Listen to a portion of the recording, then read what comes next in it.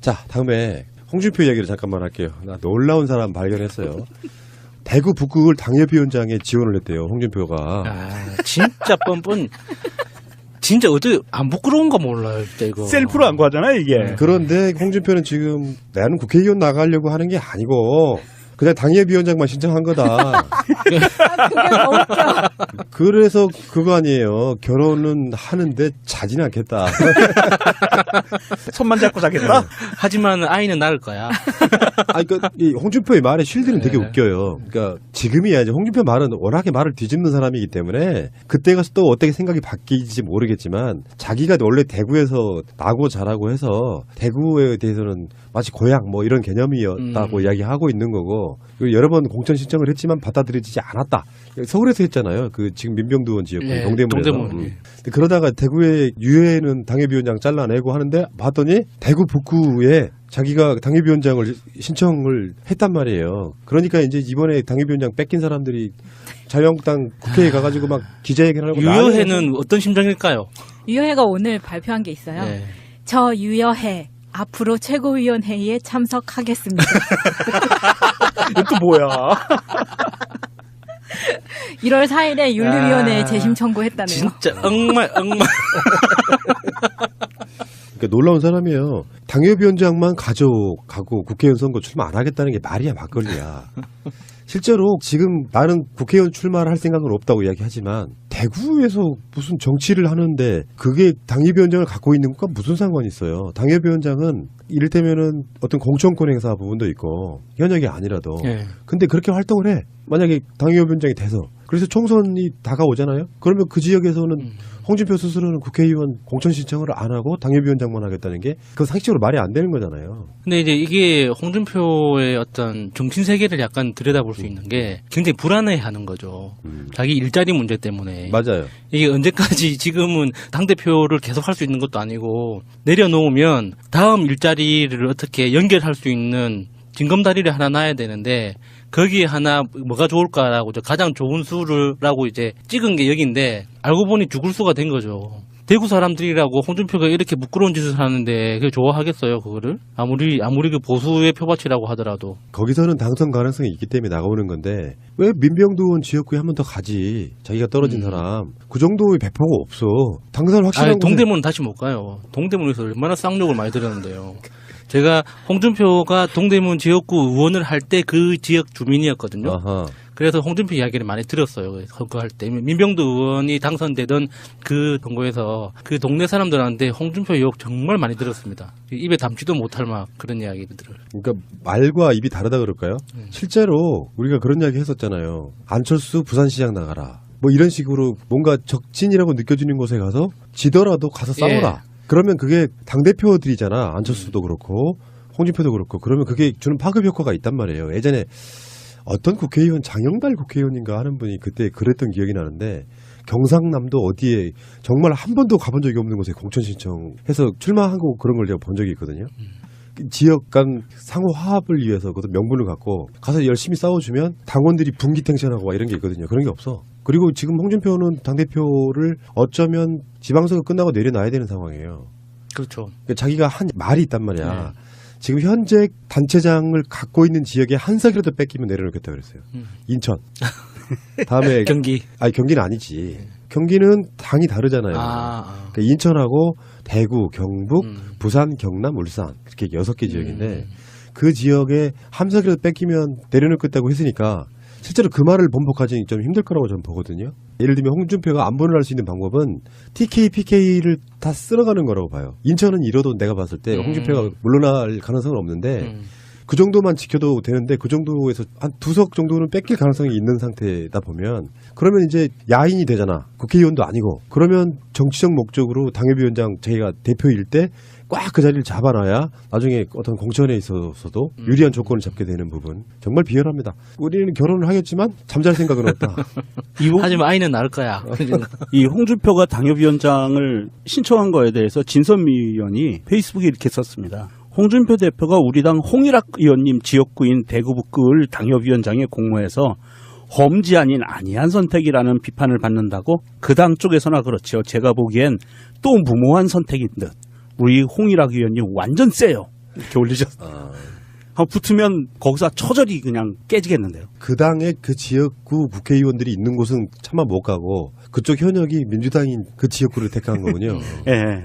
홍일학 의원님 정말 셉니다. 체력적으로도 그렇고 정신적으로도 그렇고 멋있는 분이에요. 그분이 컷오프 당했었어요. 예. 김종인에 의해서. 김종인 개새끼. 그러다가 무소속으로 나가서 당선돼가지고 다시 복당한 케이스인데 예.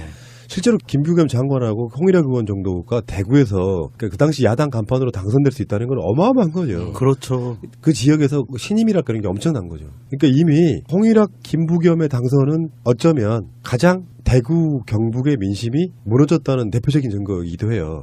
그 선거에서 그 정도 상황이 벌어지면 박근혜 정권 자체가 완전히 국민들로부터 신임을 잃었다라고 보는 게 맞거든요.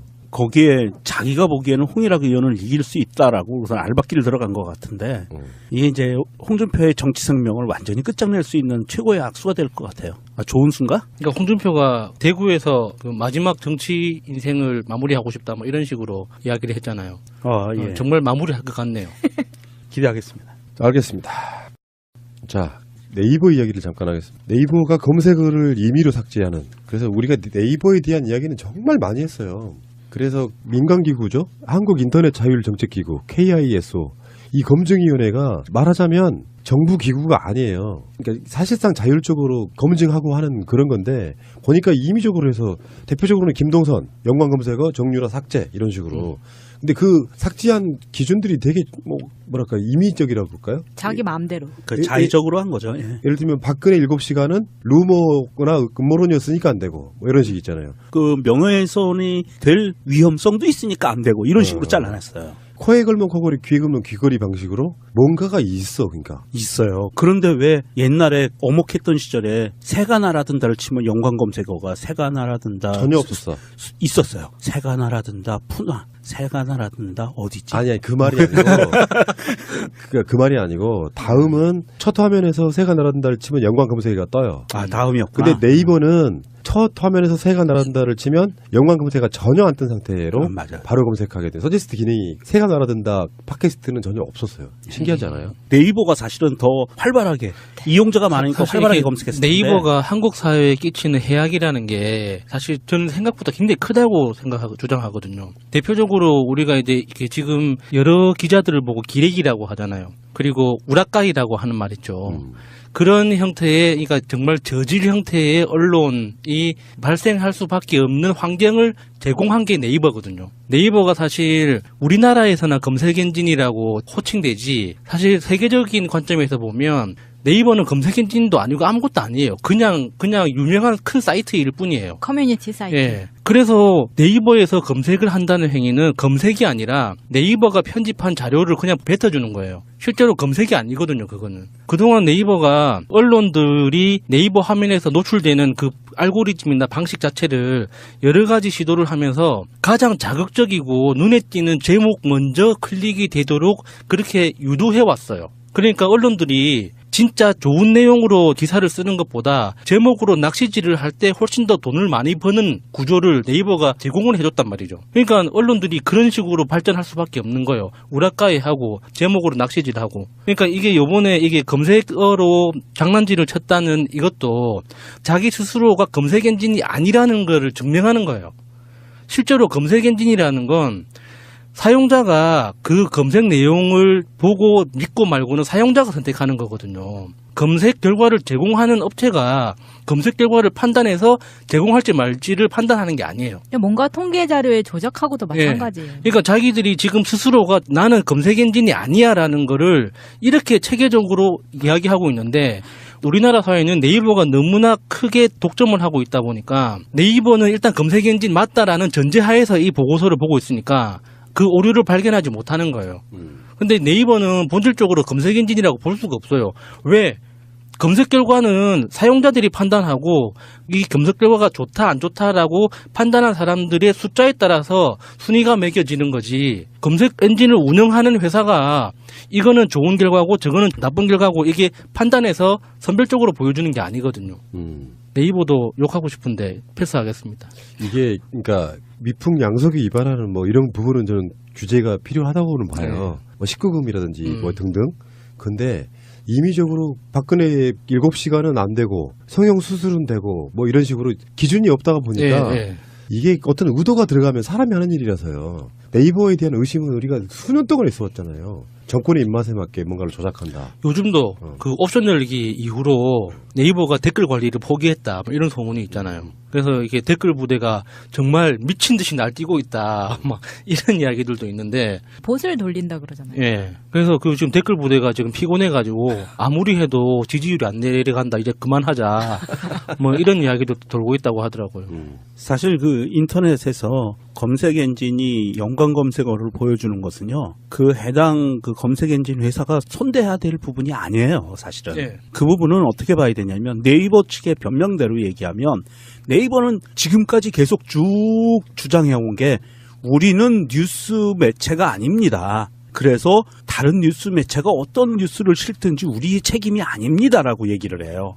본인들은 뉴스 매체가 아니라고 하면서 검색 엔진에 손을 대요. 그래서 연관 검색어를 차단을 하거나 줄여놓거나 막 이렇게 행동을 한답니다. 그러면 어떤 결과가 나오냐면 우리는 네이버라는 데 들어가서 다음이라는 데 들어가서 구글이라는 데 들어가서 일단 검색창에 검색을 하는 것을 기본으로 생각하잖아요. 그런데 네이버는 그걸 기본으로 생각을 안 하고 자기네 페이지에 들어와서 떠 있는 걸 클릭하는 걸 기본으로 생각한다는 거예요. 마인드 자체가 다르다는 겁니다. 그래서 본인들 스스로 하는 말 자체가 이 연관 검색어를 조정을 해버린다는 것은 무슨 말이냐 하면 본인 스스로 이게 검색 엔진이 아니라 페이지라는 걸 보여주는 거예요. 자기들 주장의 논리 모순에 빠지는 겁니다. 그래서 이 구글이나 이런 것을 보면 해외 업체들을 보면 연관 검색어 손을 안 대요. 아무리 19금이건 아무리 모욕적인 말이건 욕설이건 외지간하면 손을 안 댑니다. 그런 부분은 뭐냐 하면 이것을 사용하는 소비자들의 성향이 트렌드가 오늘 유명종이를 치면 유명종이에 연관된 검색어가 트렌드가 나온다는 거예요. 그것은 많은 소비자들이 공통적으로 그 검색하고자 하는 욕망이 겹쳐진 결과이기 때문에 그건 보호해야 된다라는 그런 기본 개념을 갖고 있는 거고요. 이게 뭐 김동선 정유라 이게 명예훼손 소지가 있다? 이건 말이 안 되는 거예요. 그걸 왜 자기들이 판단해? 그걸 자기들이 판단할 게 아니죠. 법의 판단을 받아서 법원이 삭제해 그렇게 명령이 내려오면 해야죠. 그러니까 지금 네이버가 갖는 영향력이요. 어떤 언론사보다 큰 상태거든요. 예. 예전에는 그냥 인터넷 뭐 이런 느낌으로 주류 매체들이 사실상 좀 무시하듯 인터넷에 의하면 뭐 이런 식의 글이 있었는데 지금은 네이버가 우리나라의 어떤 방송사나 신문사보다 영향력이 크다고 봐야겠죠. 예. 그러니까 이게 언론으로서의 기능을 유지하는 거예요. 기사 배치하는 것도. 지금은 이제 왜 컴퓨터로 보면 그게 없지만 지금도 네이버 앱으로 보면 스마트폰으로 보면 기사들 배치하잖아요. 근데 네이버가 배치하는 거에 따라서 그 기사의 뉴스 밸류가 달라지는 거죠. 아예 노출 안 시키는 상태. 사람은 있잖아요. 뉴스가 수도 없이 많이 나오기 때문에 어떤 뉴스가 어떻게 나오는지를 몰라서 저는 기사 배치하는 게 100% 해악만 있다고 생각하진 않아요. 담당자가 정말 개념 있는 사람이어서 이 뉴스 중요해 하고 앞 전면에 배치하고 이런 거는 나쁘다고 생각되지는 않는데 그렇게 못할 바에는 아예 실시간으로 올라온 뉴스만 따로 볼 수 그 페이지만 놔도 난 상관없다고 생각하거든요. 근데 기업으로서 네이버가 점점 비겁해지고 있는 것 같아요. 이게 자기들이 검색 엔진이 척만하고 있거든요. 네이버가 대한민국에서 탄생했던 굉장히 훌륭한 검색 엔진 2개를 인수해서 버려버렸어요. 첫 번째가 인파스고 두 번째가 첫눈이라는 회사였는데 굉장히 촉망받는 검색 엔진 업체였는데 사실 검색 엔진이라는 비즈니스 자체가 굉장히 비용이 많이 드는 사업이에요. 우리가 구글의 인터페이스가 너무나 단순하다 보니까 그냥 그 페이지 하나 드는 뭐 운영하는 게 뭐 돈이 얼마나 들겠냐 싶겠지만 검색 엔진이라는 사업 자체가 비용을 어마무시하게 잡아먹거든요. 그래서 그 검색 엔진이라는 형식만 가지고 실제로 검색 엔진을 운영하지 않는 게 네이버인 거죠. 그래서 대한민국 국민들한테 검색 엔진에 척만하고 있지 실제로 검색 서비스를 제공하지 않고 있어요. 근데 돈은 돈대로 다 긁어가고 있죠. 왜 그 검색해가지고 광고 일반 사이트에 들어가면 그 돈 받는 거 있죠. 예, 예. 그게 어마어마하더만요. 예. 그러니까 그 벌어들인 돈이 뭐랄까 기하급수적이라 그럴까? 그게 예를 들어서 네이버 메인 화면에 검색창 바로 밑에 있는 배너 있죠. 그게 시간당 3,000만 원이에요. 상상이 되세요? 돈을 그냥 긁어 모으는 거야. 그리고 뭐 성형외과, 미용 관련된 키워드 있죠. 클릭당 3, 4만 원씩 합니다. 클릭할 때마다. 그런 광고를 하시는 분들은 뭘까? 난 궁금해. 그러니까 그런 분들은 시장 점유율을 놓칠 수가 없기 때문에 울며 겨자 먹기로 하는 거예요. 경쟁이 심하지만. 그 경쟁에 한번 껴들어 본 적이 있었어요. 예, 그거 진짜 저 제 사람 개미지옥. 진짜 피말라. 개미지옥이에요. 예. 그리고 그게 경쟁 업체들이 다 와가지고 막 클릭하거든요. 부정 클릭을 예, 해요. 그런 것들도 다 막아내야 되고 예. 굉장히 노가다예요.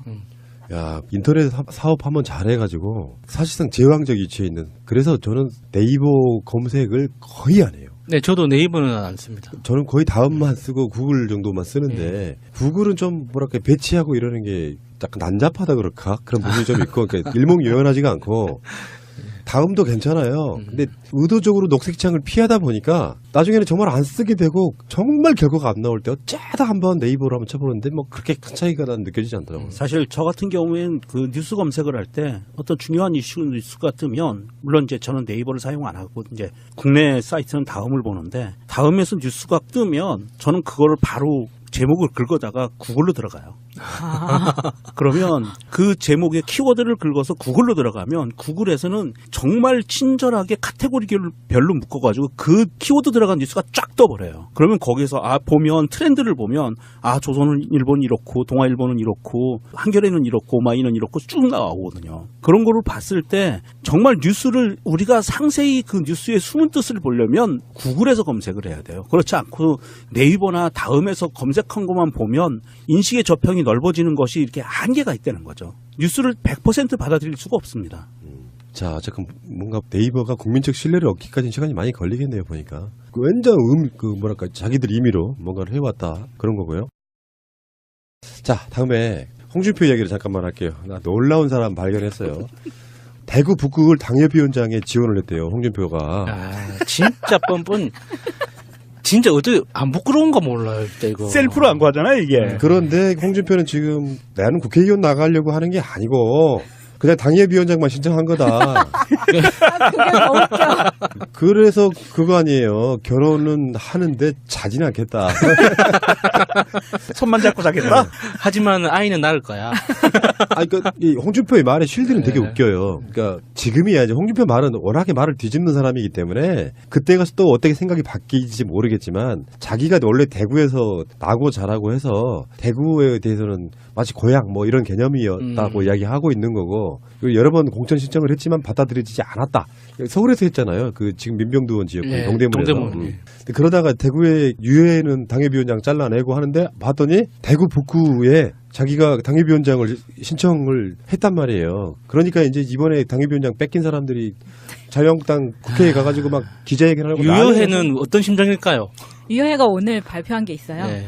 저 유여회 앞으로 최고위원회의에 참석하겠습니다. 이것도 뭐야? 1월 4일에 윤리위원회에 재심 청구했다네요. 진짜 엉말. 그러니까 놀라운 사람이에요. 당협위원장만 가져가고 국회의원 선거 출마 안 하겠다는 게 말이야 막걸리야. 실제로 지금 나는 국회의원 출마를 할 생각은 없다고 이야기하지만 대구에서 무슨 정치를 하는데 그게 당협위원장을 갖고 있는 것과 무슨 상관이 있어요. 당협위원장은 이를테면은 어떤 공천권 행사 부분도 있고 현역이 아니라도 네. 근데 그렇게 활동을 해. 만약에 당협위원장이 돼서 그래서 총선이 다가오잖아요. 그러면 그 지역에서는 홍준표 스스로는 국회의원 공천 신청을 안 하고 당협위원장만 하겠다는 게 그 상식적으로 말이 안 되는 거잖아요. 근데 이제 이게 홍준표의 어떤 정신 세계를 약간 들여다볼 수 있는 게 굉장히 불안해하는 거죠. 자기 일자리 문제 때문에. 맞아요. 이게 언제까지 지금은 당대표를 계속 할 수 있는 것도 아니고 내려놓으면 다음 일자리를 어떻게 이런 조건을 잡게 되는 부분 정말 비열합니다. 우리는 결혼을 하겠지만 잠잘 생각은 없다. 하지만 아이는 낳을 거야. 이 홍준표가 당협위원장을 신청한 거에 대해서 진선미 의원이 페이스북에 이렇게 썼습니다. 홍준표 대표가 우리 당 홍일학 의원님 지역구인 대구 북구을 당협위원장에 공모해서 험지 아닌 아니한 선택이라는 비판을 받는다고 그 당 쪽에서나 그렇죠. 제가 보기엔 또 무모한 선택인 듯. 우리 홍일학 의원님 완전 세요. 이렇게 올리셨어요. 붙으면 거기서 처절히 그냥 깨지겠는데요. 그 당의 그 지역구 국회의원들이 있는 곳은 차마 못 가고 그쪽 현역이 민주당인 그 지역구를 택한 거군요. 예. 홍일학 의원님 정말 셉니다. 체력적으로도 그렇고 정신적으로도 그렇고 멋있는 분이에요. 그분이 컷오프 당했었어요. 예. 김종인에 의해서. 김종인 개새끼. 그러다가 무소속으로 나가서 당선돼가지고 다시 복당한 케이스인데. 예. 실제로 김부겸 장관하고 홍일학 의원 정도가 대구에서 그 당시 야당 간판으로 당선될 수 있다는 건 어마어마한 거죠. 그렇죠. 그 지역에서 신임이라 그런 게 엄청난 거죠. 그러니까 이미 홍일학, 김부겸의 당선은 어쩌면 가장남도 어디에 정말 한 번도 가본 적이 없는 곳에 공천 신청해서 출마하고 그런 걸 제가 본 적이 있거든요. 지역 간 상호 화합을 위해서 그것도 명분을 갖고 가서 열심히 싸워주면 당원들이 분기탱천하고 이런 게 있거든요. 그런 게 없어. 그리고 지금 홍준표는 당대표를 어쩌면 지방선거 끝나고 내려놔야 되는 상황이에요. 그렇죠. 그러니까 자기가 한 말이 있단 말이야. 네. 지금 현재 단체장을 갖고 있는 지역에 한 석이라도 뺏기면 내려놓겠다 그랬어요. 인천. 다음에 경기. 아니 경기는 아니지. 경기는 당이 다르잖아요. 그러니까 인천하고 대구, 경북, 부산, 경남, 울산 이렇게 6개 지역인데 그 지역에 한 석이라도 뺏기면 내려놓겠다고 했으니까 실제로 그 말을 번복하기 좀 힘들 거라고 저는 보거든요. 예를 들면 홍준표가 안보를 할 수 있는 방법은 TK, PK를 다 쓸어가는 거라고 봐요. 인천은 이뤄도 내가 봤을 때 홍준표가 물러날 가능성은 없는데 그 정도만 지켜도 되는데 그 정도에서 한 2석 정도는 뺏길 가능성이 있는 상태다 보면 그러면 이제 야인이 되잖아. 국회의원도 아니고. 그러면 정치적 목적으로 당협위원장 자기가 대표일 때 꽉 그 자리를 잡아놔야 나중에 어떤 공천에 있어서도 연결할 수 있는 징검다리를 하나 놔야 되는데 거기에 하나 뭐가 좋을까라고 가장 좋은 수라고 이제 찍은 게 여기인데 알고 보니 죽을 수가 된 거죠. 대구 사람들이라고 홍준표가 이렇게 부끄러운 짓을 하는데 그게 좋아하겠어요, 그거를? 아무리 그 보수의 표밭이라고 하더라도. 거기서는 당선 가능성이 있기 때문에 나오는 건데 왜 민병두 의원 지역구에 한 번 더 가지? 자기가 떨어진 사람. 그 정도의 배포가 없어. 당선 확실한 동대문은 다시 못 가요. 동대문에서 얼마나 쌍욕을 많이 들었는데요. 제가 홍준표가 동대문 지역구 의원을 할 때 그 지역 주민이었거든요. 아하. 그래서 홍준표 이야기를 많이 들었어요. 선거할 때. 민병두 의원이 당선되던 그 동구에서 그 동네 사람들한테 홍준표 욕 정말 많이 들었습니다. 입에 담지도 못할 막 그런 이야기들을. 그러니까 말과 입이 다르다 그럴까요? 실제로 우리가 그런 이야기 했었잖아요. 안철수 부산시장 나가라. 뭐 이런 식으로 뭔가 적진이라고 느껴지는 곳에 가서 지더라도 가서 싸워라. 그러면 그게 당대표들이잖아. 안철수도 그렇고 홍준표도 그렇고. 그러면 그게 주는 파급 효과가 있단 말이에요. 예전에 어떤 국회의원 장영달 국회의원인가 하는 분이 그때 그랬던 기억이 나는데 경상